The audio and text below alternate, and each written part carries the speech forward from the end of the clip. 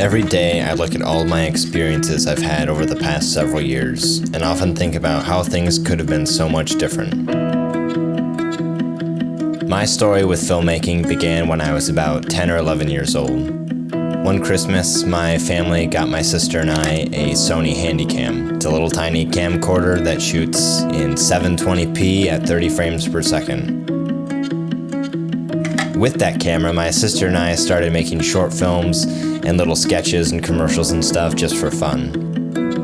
Fast forward a couple years and my parents get my sister a DSLR for Christmas, a Nikon D3100 to be specific. Now this was an upgrade from the Sony Handycam. With this camera, we started shooting higher quality short films and started to get a better idea of filmmaking and the filmmaking process. Shortly after receiving this camera, my sister and I entered a short film competition amongst youth groups in our areas through our church.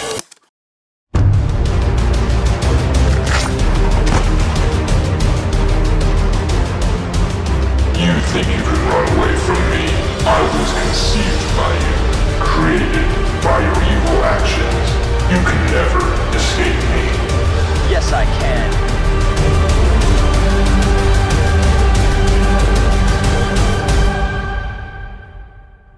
We ended up taking first place at the competition and winning a grand prize of $2,000. Now as a 15-year-old kid, $2,000 is a lot of money.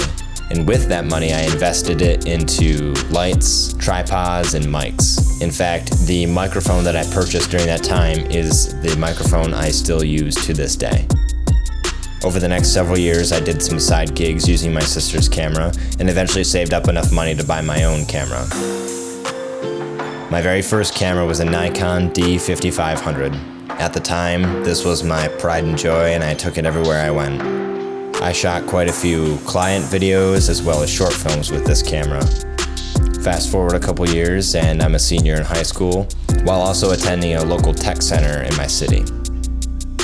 Through the tech center, I was given the opportunity to compete in a short film competition through a program called Skills USA. So my friend and I entered the competition and took first at the state level. Then we went on to Louisville to compete in the national competition where we placed second. You can actually find both of these films on my YouTube channel. The video that took first place at state is called Creative Switch, and the video that took second place at nationals is called Migraine.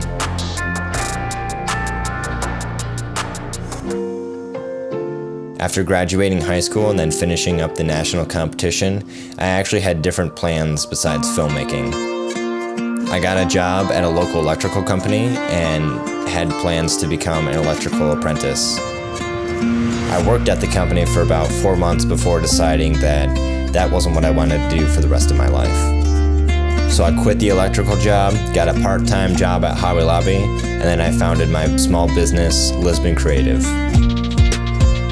Over the next several months, I worked part-time at the craft store while also trying to grow my business on the side.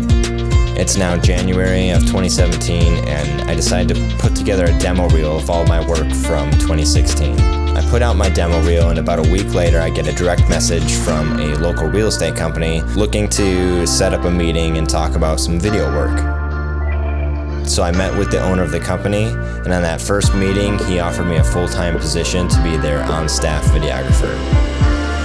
And I'd like to say the rest is history. I've been working at the real estate company for the last 3.5 years, while also growing my own personal business on the side. It's been an incredible journey, and I've learned so much working with the real estate company because it's just an unlimited pool of resources and clients every single day. I plan to one day go full-time with my business and bring creative visuals to as many people as I can. If you made it this far in the video, I really appreciate you sticking around to hear my story. Once again, thank you so much for watching. Please don't forget to like, comment, and subscribe, and I'll catch you in the next one.